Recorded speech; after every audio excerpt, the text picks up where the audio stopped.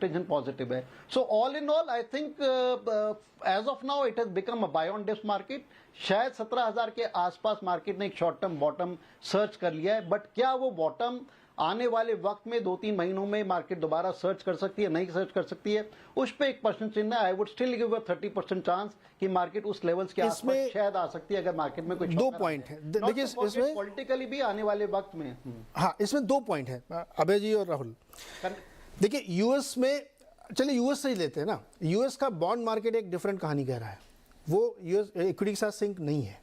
क्यों मैं कह रहा हूँ, क्योंकि आप बॉन्ड मार्केट देखिए ना, वहाँ भी यील्ड कहाँ पे चल रही हैं, स्वैप कहाँ पे चल रहे हैं, वहाँ पे मार्केट उसको इग्नोर कर रहा है. हम लोग लार्जली ऐसा बोल देते हैं कि मार्केट बिल्कुल इग्नोर, लेकिन मार्केट उसको देख के ही रिएक्ट कर रहा है. वहाँ का मार्केट कम से कम 6 बार S&P ने 4150 को टच किया, नीचे टच किया, नीचे, बहुत नीचे भी नहीं आता, 100-150 पॉइंट नीचे था, फिर 4100 पे जाता है. वहाँ भी पता नहीं कौन सी रेजिलियंस है, वो क्यों नहीं गिर रहा है. अगर वहाँ पे मंदी की आशंका है या वहाँ पे GDP 1.1% आ रही है और बहुत बुरी हालत में लोग पहुँच रहे हैं, इस तरह की बातें हो रही, क्लाउड का बिजनेस खराब हो रहा है, क्यों नहीं गिर रहा वो मार्केट. मेरी थ्योरी ये नहीं है कि हम चाहते हैं कि हमारा मार्केट गिर जाए. मैं ये जानने की कोशिश कर रहा हूं कि हमारा मार्केट और उनका मार्केट अलग अलग इसलिए हो रहे हैं क्योंकि हम अपनी चाल पे चल रहे हैं, वो अपनी चाल पे चल रहे हैं. वो भी तो नहीं गिर रहे हैं. वही कहाँ गिरे? अभी जी गिरे क्या? वो नहीं गिरे. इनफैक्ट हमारे शो पे भी, इस पे भी पहले चर्चा हो चुकी है कि क्या जो S&P का फेयर लेवल है वो 3500 है, 3200 है. हाँ, उस लेवल पे खरीदना चाहिए. सर्वे था फंड मैनेजर, सर्वे था 3500 का. अभी JP मॉर्गन ने भी कहा कि फेयर वैल्यू 3500 है. हाँ. हो सकता है गिर जाए अगले 3-4 महीने में. हाँ. पर क्या हो रहा है नीरज जी की एक जो इंटरेस्ट रेट का जो फियर था, हाँ, कि वो अनअबेटेड हो जाएगा. जैसे 2 ईयर की बॉन्ड यील्ड हमने देखी थी, महीने 1.5 महीने पहले 5% क्रॉस कर गई थी और तब लोग कह रहे थे कि 8% हो जाएगी, 18% हो जाएगी. वो एक बड़ा फियर था जो जिसकी वजह से लोगों ने अपनी पोजीशंस कट करी थी. प्रोग्रामेटिक बाइंग जो ट्रेडिंग होती है उसमें भी चेंज हुए थे. फिर वो 5% से गिर के सीधा आ गया 3.8, 3.7 पे और अब 4 के आसपास है.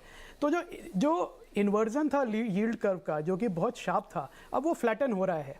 तो लोगों को ये लग रहा है कि रिसेशन जो है वो माइल्ड रिसेशन होगा, शायद फेड मैनेज कर लेगा, तकलीफ ज़्यादा लंबी नहीं होगी. और इक्विटी मार्केट में हमने हमेशा देखा नीरज जी कि कोई वेट नहीं करता सर्टेनिटी इमर्ज करने के लिए. कोई वेट नहीं करता कि जब परफेक्ट डेटा आएगा तभी मैं इन्वेस्ट करूंगा. क्योंकि जो फंड मैनेजर्स हैं, ट्रिलियंस ऑफ डॉलर्स लेके बैठे हैं, उनको बेट्स लेनी है, उनको रिस्क लेना है. तो अगर उनको जहां पे भी अच्छी कमेंट्री दिख रही है, जैसे आप बड़े स्टॉक्स की बात करी, पर इंटेल की मैं कमेंट्री कल देख रहा था और इंटेल एक टॉर्च बेरर है सेमीकंडक्टर इंडस्ट्री का. और इंटेल की कमेंट्री थी कि अब वो एक्सपेक्ट कर रहे हैं कि फाइनली PC सेल्स जो है अगले क्वार्टर से पिकअप होने लगेंगी और जो काफ़ी साल से डाउन थे. और अगर ऐसा होगा तो पूरा सेमीकंडक्टर स्पेस है उसको एक बेनिफिट मिलेगा और ग्लोबल IT हायरिंग जो है वो भी इंप्रूव होगी. तो आई थिंक इन कंपनीज की जो ग्लोबल लीडर्स हैं, आप उसकी कमेंट्री भी देखिए तो वो खराब नहीं है. वो ये नहीं कह रहे कि अब फ्यूचर इज अनसर्टेन, हमें नहीं मालूम बिजनेस तो बंद हो जाएगा. अभी जी बहुत इंटरेस्टिंग बात, ब्लैक रॉक जो दुनिया का सबसे बड़ा फंड मैनेजर है, हाँ, उसका जो हेड ऑफ फिक्स इनकम वाला वो कुछ और कहता है. वो कहता है 6% में जाके टर्मिनल होगा. जो इक्विटी वाला कह रहा है नहीं, अब यहाँ से बॉटम हो गया मार्केट का. मतलब इतनी ज़्यादा कन्फ्यूजन दुनिया के लोगों के बीच में है कि कौन क्या बोले. कुछ आई बॉन्ड आप लोगों जानते होंगे ना, आई बॉन्ड 10-11% तक गए थे, वो गिर के 6 पे आ गए. तो बॉन्ड मार्केटिंग कुछ तो बता रहा है आपको, उसको सेंस करना चाहिए. तो यूएस पे हम लोगों ने ले लिया. चलिए एक ये कंसेंसस है कि भाई अभी सब कुछ खत्म नहीं हो गया, मतलब थोड़ा सा डर रहना चाहिए. ये इस पे एग्रीमेंट है ना, कि या अभी आप कुछ और जोड़ेंगे इसमें? नहीं नीरज जी, इसमें मैं यही कहना चाहूँगा कि ये जो हम स्लो डाउन या रिसेशन की बात कर रहे हैं यूएस में, this is not an asset problem. It is a fed led slow down और अ फेड लेड रिसेशन. और अगर आप 1975 से लेकर अभी तक का आंकड़ा देख लें, generally fed led recessions last for only 3 to 5 quarters. 3-4 quarter का एवरेज रहता है, राइट. ये जो SVB या रिपब्लिक बैंक की भी थी, ये मार्क टू मार्केट लॉसेस थे. ये underlying, these were not mortgage, these were not CDOs और मॉर्गेज बैक्ड सिक्योरिटीज और एनीथिंग लाइक दैट जो 2008 में हमने देखे. इसलिए ये आराम से मैनेज हो गए. इशू इस वक्त US कॉर्पोरेट्स का नहीं है. अगर ये recession, I think we are missing the point. ये रिसेशन इसीलिए इंपॉर्टेंट होगा, ये slow down, because it is targeted at inflation. मैं वापस उधर जा रहा हूँ कि 50% US का जो इन्फ्लेशन है वो हाउसिंग है. This inflation is targeting the US consumer. It is not targeting the US corporate. तो आपको ये ट्रैक करना बहुत ज़रूरी है कि US कंज्यूमर स्पेंडिंग कैसा कर रहा है, और वहाँ से आपको एक डेटा पॉइंट मिल जाएगा. Consumer confidence surveys, every state publishes, Kansas, Philadelphia वगैरह आपको मिल जाएंगे, आप यूएस का पूरा इकोनॉमिक कैलेंडर आता है, आप उसको ट्रैक कर दीजिए, राइट? आईएसएम सर्विसेज इंडेक्सेस देख लीजिए। तो this is not a manufacturing और an asset side recession, this is a consumer side recession. तो मुझे लगता है कि अगर ये आ भी गया तो थोड़ा शॉर्ट लिव्ड होगा मेरे हिसाब से। इट डज नॉट मीन कि the concerns are over, we will have an impact, but I don't think it is going to be as severe जो हम लोग दिवाली के टाइम उस वक्त बात कर रहे थे, राइट? दूसरी बात Neeraj ji, I think it is a little tricky to confuse fixed income with equities, right? जैसे हमें इकोनॉमिक्स में सिखाया गया था कि अगर आप मार्केट का फेयर वैल्यू निकालना चाहते हैं, आपका जो भी लॉन्ग टर्म बॉन्ड यील्ड है आप उसको इन्वेस्ट कर दीजिए, आपको मार्केट का पी मिल जाएगा। हमारा 7.2 के आसपास चल रहा है, तो टेक्निकली हमारा मार्केट का फेयर वैल्यू पी 15 होना चाहिए।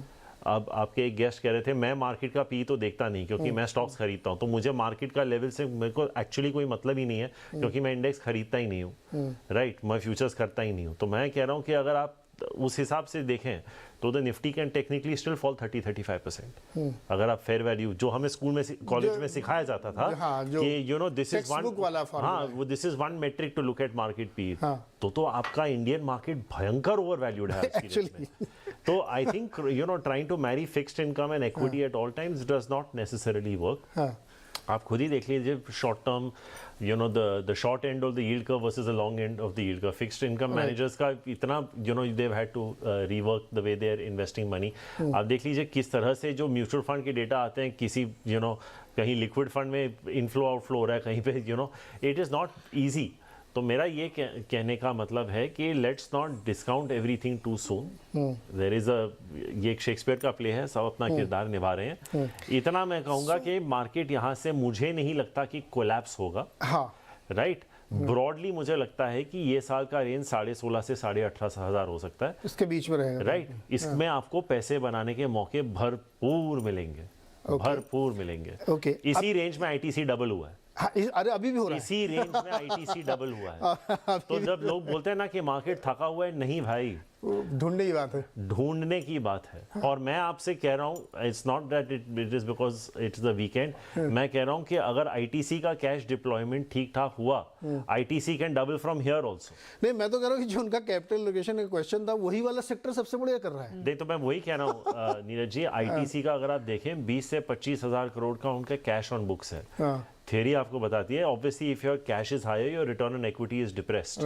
आज की डेट में आईटीसी ट्रेड्स है 26 टाइम 1 ईयर फॉरवर्ड। कोई भी सेल साइड ब्रोकर इंक्लूडिंग अस अगर आईटीसी को टारगेट मल्टीपल दे रहा है, वो 30 से ज्यादा नहीं दे रहा। 30 पे कोई एफएमसीजी कंपनी इंडिया में नहीं ट्रेड हो रही, उसके रिटर्न रेशियोज भी 26-27 है। आप सिर्फ सोचिए कि अगर आईटीसी ने एक बड़ा एक्विजिशन कर लिया जैसे लीवर ने किया था, और उनका जो टोबैको का एबिट जो आज 80% है वो 70% हो जाता है और उसकी आरओई बढ़ जाती है। Why can't ITC get 40 times? Market देना चाह रहा है, दे नहीं पा रहा है, ये अलग बातें हैं। तो ऐसा नहीं है कि मौके नहीं मिल रहे, मौके हैं। सिगरेट का जो उनका बिजनेस है उसमें सबसे ज्यादा मार्जिन इस समय वो कमांड कर रहे हैं, बावजूद इसके वॉल्यूम गिर रहा है। मैं यही कह रहा हूं कि आप अगर हानिकारक चीज से भी पैसे बना सकते हैं तो क्यों ना बनाएं? उनके प्रोडक्ट से मत कराइए, आप उनके स्टॉक से कराइए, उनके स्टॉक से बनाइए, राइट? ये प्रोडक्ट्स आप बिल्कुल कंज्यूम मत कीजिए, बट उसके स्टॉक से बनाइए। उसके स्टॉक से अगर पैसा, देखिए हमारा काम है ये, right? We have to look at making money actually. अच्छा, ये डिस्क्लोजर देते चले साथ के साथ कि ये आप रिकमेंडेशन मत मान लीजिए, कल जाके दौड़ के आईटीसी खरीद लीजिएगा प्लीज। मैं ये केस स्टडी के हिसाब से बोल रहा हूं, एग्जांपल दिया गया। आप अपनी राय लीजिए, किसी और से बात करिए तब लीजिएगा, ये साथ के साथ डिस्क्लोजर। अच्छा, वापस आते हैं आईटी पे, उसके बाद मैं आऊंगा फिर उस बड़े सेक्टर पे, कंज्यूमर वाले पे। सुदीप सर, मुझे ये बताइए कि जो आईटी सेक्टर था जिसका भी आप लोग जिक्र भी कर रहे थे कि अगर मंदी आई तो एक्सपोर्ट में बड़ी दिक्कत आएगी, ये मिड कैप वाले आईटी स्टॉक में कोई प्रॉब्लम नहीं, और लार्ज कैप में भी एक दो, विप्रो या इन्फोसिस को छोड़ दें तो टीसीएस में उतने बुरे नहीं थे। हम लोग बुरे मान रहे हैं क्योंकि एक्सपेक्टेशंस पे खरे नहीं उतरे। तो आईटी सेक्टर को अप्रोच करना तो कैसे करेंगे आप आज? नीरज जी, मैं यही कहूंगा कि आईटी सेक्टर में आपको थोड़ा कंपनी स्पेसिफिक स्टडी करना पड़ेगा और एक्सपेक्टेशन उसी हिसाब से रखना पड़ेगा। इसमें छोटे कंपनी जिसका जिक्र आप कर रहे हैं, वहां पे क्या होता है कि वो एक लिमिटेड नंबर ऑफ कंपनीज के साथ काम कर रहे हैं, लिमिटेड नंबर ऑफ क्लाइंट्स के साथ काम कर रहे हैं। अगर उनका क्लाइंट का बिजनेस ठीक ठाक चल रहा है, वो ऐसे सेक्टर में है जहां पे ये स्लो डाउन का कोई नेगेटिव इम्पैक्ट नहीं है, तो उनका बिजनेस अच्छा चल रहा है, उनको अच्छा ग्रोथ मिल रहा है। पर अगर बड़ी कंपनी की बात करें, वो एक वाइड स्पेक्ट्रम ऑफ कंपनीज के साथ डील कर रहे हैं, तो वो ऐसे कंपनीज के साथ भी जरूर डील कर रहे हैं जहां पे अच्छा ग्रोथ दिख रहा है स्लो डाउन के बावजूद, और ऐसे कंपनी के साथ भी डील कर रहे हैं जहां पे स्लो डाउन का नेगेटिव असर आ रहा है, जिसके कारण पोस्टपोनमेंट ऑफ प्रोजेक्ट हो रहा है, कैंसिलेशन ऑफ प्रोजेक्ट हो रहा है। पोस्टपोनमेंट का बात टीसीएस ने किया,